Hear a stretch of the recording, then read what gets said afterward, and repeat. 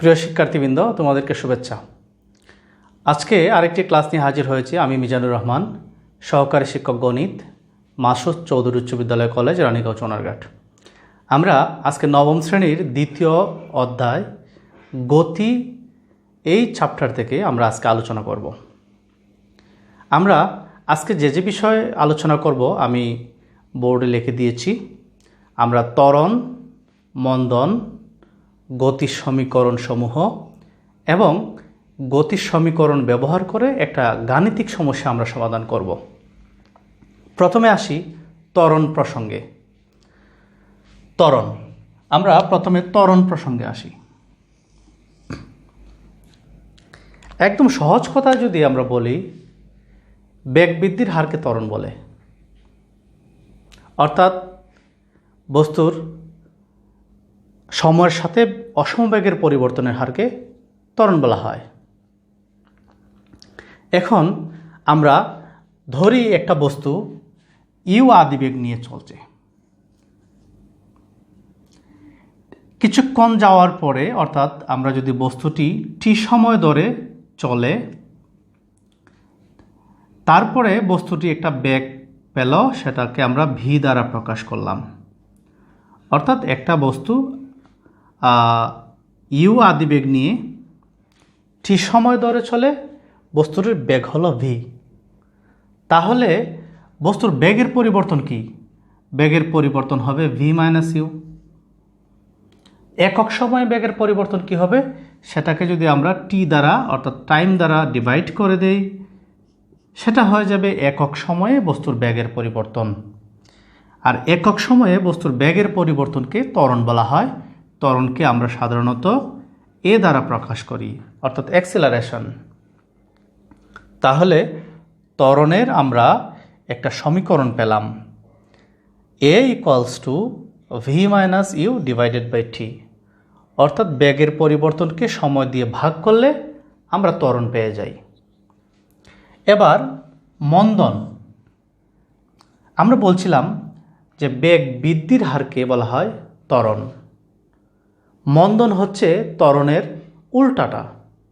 আমরা যদি বলি বেগ হ্রাসের হারকে মন্দন বলা হয়, তাহলেই হয়ে যায়। অর্থাৎ ঋণাত্মক ত্বরণকেই মন্দন বলা হয়। সহজ কথায় বেগ হ্রাসের হারকে মন্দন বলা হয়। ত্বরণ এবং মন্দন প্রকাশ করার জন্য একই সমীকরণ ব্যবহার করা হয়। শুধুমাত্র মন্দনের ক্ষেত্রে এই সমীকরণের মান নেগেটিভ আসে। এবার আমরা চলে যাব গতির সমীকরণ সমূহ। প্রিয় শিক্ষার্থীবৃন্দ, তোমাদের মেইন বইয়ে গতির 4টি সমীকরণ উল্লেখ করা আছে। আমরা একে একে এই সমীকরণগুলো বোর্ডে লিখে দেব। প্রথম যে সমীকরণ, আমরা সেই সমীকরণটাকে আমরা V equals to U plus A T. দ্বিতীয় সমীকরণকে আমরা লিখতে পারি S equals to U plus V divided by 2 into T. 3 নং সমীকরণকে আমরা লিখতে পারি S equals to U T plus half A T square. 4 নং সমীকরণকে আমরা লিখতে পারি V square equals to U square plus 2 S. শিক্ষার্থীবৃন্দ, আমরা এই 4টি সমীকরণ লিখতে গিয়ে আমরা কতগুলো প্রতীক ব্যবহার করেছি। প্রতীকগুলোর মধ্যে হচ্ছে ভি, ইউ, এ, টি এবং এস। আমরা এই 4টি সমীকরণ লেখার জন্য কতগুলো প্রতীক ব্যবহার করেছি। প্রতীকগুলো হচ্ছে, আমি যদি এখানে প্রতীকগুলো লিখে ফেলি, সেটা হচ্ছে v, u, a, t, s. এই প্রতীকগুলোর প্রচলিত কিছু অর্থ রয়েছে। আমরা এই ভি দ্বারা যে কোনো বস্তু শেষ বেগ বোঝানো হয়।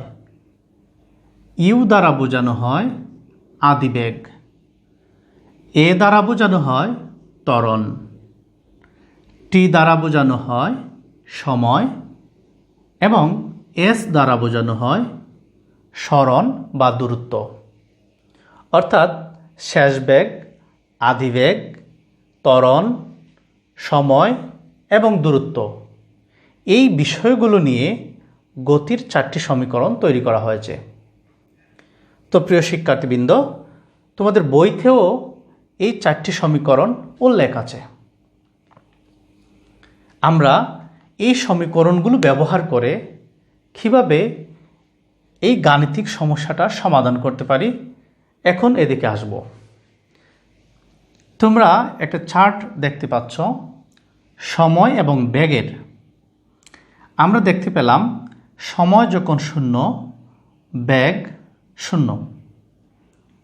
সময় 8 সেকেন্ড, বেগ 4 মিটার পার সেকেন্ড। 16 সেকেন্ডে আমরা পেলাম 8 মিটার পার সেকেন্ড। 24 সেকেন্ডে পেলাম 8 মিটার পার সেকেন্ড। 32 সেকেন্ডে পেলাম 8 মিটার পার সেকেন্ড। 40 সেকেন্ডে পেলাম 4 মিটার পার সেকেন্ড এবং 48-এ 0। আমাদেরকে যে কাজটা করতে হবে যে প্রথম 32 সেকেন্ডে অতিক্রান্ত দূরত্ব নির্ণয় করতে হবে। এই জাতীয় সমস্যাগুলো আমরা যেভাবে বিবেচনায় নেব, আমরা দেখব যে সময়ের সাথে বেগের পরিবর্তন। আমরা এই চার্টে যদি দেখতে পাই যে সময় 0 যখন বেগ 0, সময় যখন বেড়ে 16 সেকেন্ড হয়েছে, বেগ বেড়ে গিয়ে হয়েছে 0, তারপর 4, তারপর 8। 16 সেকেন্ড থেকে 32 সেকেন্ড পর্যন্ত বেগের বৃদ্ধি হয়নি, অর্থাৎ একই বেগ রয়েছে। তো এখানে এই যে দূরত্ব অতিক্রম করেছে, বস্তুটি প্রথম 16 সেকেন্ড কিভাবে গেল, তারপর পরবর্তী 16 সেকেন্ড কিভাবে গেল। প্রথম 16 সেকেন্ডের ক্ষেত্রে যদি আমরা দেখতে পাই, প্রথম 16 সেকেন্ডের ক্ষেত্রে বেগের বৃদ্ধি পেয়েছে, অর্থাৎ বেগ সুষমভাবে বেড়ে চলেছে 0 থেকে 4, তারপর 8। আমরা জানি সময়ের সাথে বেগের যে পরিবর্তন, সেই পরিবর্তনটাকে বলা হয় ত্বরণ। সুতরাং প্রথম 16 সেকেন্ড বস্তুটি সুষম ত্বরণে চলেছে।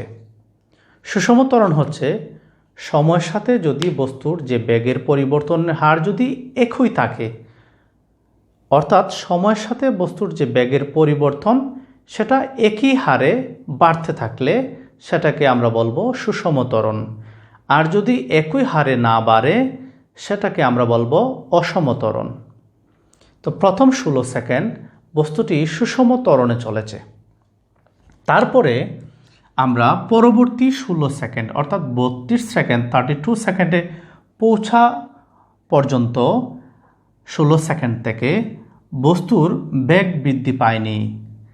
এক্ষেত্রে বস্তুটি সুষম বেগে চলেছে, অর্থাৎ বস্তুটি নির্দিষ্ট সময় যদি বস্তুর একই বেগে চলতে থাকে, অর্থাৎ বেগ যদি পরিবর্তন না হয়ে একই বেগে চলে, তাহলে সেই বেগটাকে বলা হয় সমবেগ বা সুষম বেগ। এবার আমরা প্রথম 32 সেকেন্ডের ক্ষেত্রে আমরা বিবেচনায় নিব প্রথম বস্তুটি সুষম ত্বরণে 16 সেকেন্ড অতিক্রম করেছে, পরবর্তী 16 সেকেন্ড বস্তুটি সমবেগে অতিক্রম করেছে। সুষম বেগের ক্ষেত্রে আমরা এক প্রকার সূত্র ব্যবহার করব এই সমস্যা সমাধানের জন্য, আর সমবেগের ক্ষেত্রে আমরা আরেকটি সূত্র ব্যবহার করব। অর্থাৎ সুষম ত্বরণে বস্তুটি কতটুকু দূরত্ব অতিক্রম করলো সেই দূরত্বটা আমরা বের করে নেব। সমবেগে বস্তুটি কতটুকু দূরত্ব অতিক্রম করলো সেই দূরত্বটা আমরা বের করে নেব। উভয় দূরত্ব যোগ করে দিয়ে আমরা প্রথম 32 সেকেন্ডে মোট দূরত্ব আমরা বের করে ফেলতে পারি। তো প্রিয় শিক্ষার্থীরা, আমরা কিভাবে এই সমস্যার সমাধান করতে পারি। আমি এই পাশের অংশটুকু একটু মুছে ফেলি। আমরা বলছি যে বস্তুটি প্রথম 16 সেকেন্ড সুষম ত্বরণে চলেছে। তো সুষম ত্বরণের ক্ষেত্রে আমরা যদি বলি বস্তুটি, এটা সমাধানটা হচ্ছে বস্তুটি প্রথম 16 সেকেন্ড সুষম ত্বরণে চলেছে। তো এক্ষেত্রে আদিবেগ কি হবে? আদিবেগ u equals to 0 metre per second. শেষ বেগ v ইকুয়ালস টু আমরা পেয়েছি 8 metre per second. 8 metre per second. সময় t ইকুয়ালস টু 16 সেকেন্ড। তো সুষম ত্বরণের ক্ষেত্রে অতিক্রান্ত দূরত্ব আমরা ওই পাশে একটু লিখে ফেলি। অতএব দূরত্ব S1 দ্বারা যদি আমরা প্রকাশ করি, আমরা সুষম ত্বরণের ক্ষেত্রে দূরত্বকে, সুষম ত্বরণের ক্ষেত্রে আমরা যে সূত্রটি ব্যবহার করতে পারি সেটি হচ্ছে u plus v divided by 2 into t। আমরা এর আগে গতির সমীকরণে এই সূত্রটি পেয়েছিলাম। এবার এই সূত্র দিয়ে আমরা সুষম ত্বরণে বস্তুটির অতিক্রান্ত দূরত্ব বের করে ফেলব। আমরা u এর মান পেয়েছি 0, 8 ডিভাইডেড বাই 2, সময় আমরা পেয়েছি 16। আমরা যদি এখানে ক্যালকুলেশন করি তাহলে আমরা যে রেজাল্ট পাবো, অর্থাৎ 8 ডিভাইডেড বাই 2 ইন্টু 16, আমরা 64 মিটার পেয়ে যাব। অর্থাৎ দূরত্বের একক মিটার আমরা বসিয়ে দিলাম। বস্তুটি সুষম ত্বরণে 64 মিটার দূরত্ব অতিক্রম করেছে। এবার পরবর্তী 16 সেকেন্ডে আমরা বলেছি, বা এখানে যে বিষয়টি দেয়া আছে, পরবর্তী অর্থাৎ 16 থেকে যখন 32 সেকেন্ডে গেল, পরবর্তী 16 সেকেন্ডে বস্তুটির বেগ বৃদ্ধি পায়নি, অর্থাৎ বস্তুটি সমবেগে চলেছে। সমবেগের ক্ষেত্রে আমরা আরেকটি সূত্র ব্যবহার করে দূরত্ব নির্ণয় করতে পারি। সেই দূরত্বটি হচ্ছে, আমরা একটু যদি এই অংশটা মুছে ফেলি, বা এই অংশটা যদি আমরা মুছে ফেলি, অর্থাৎ পরবর্তী যে 16 সেকেন্ড সমবেগে চলেছে, সমবেগের ক্ষেত্রে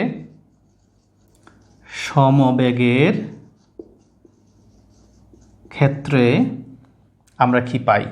সমবেগের ক্ষেত্রে আমরা বেগ v equals to 8 metre per second, আমরা 8 মিটার পার সেকেন্ড পেলাম।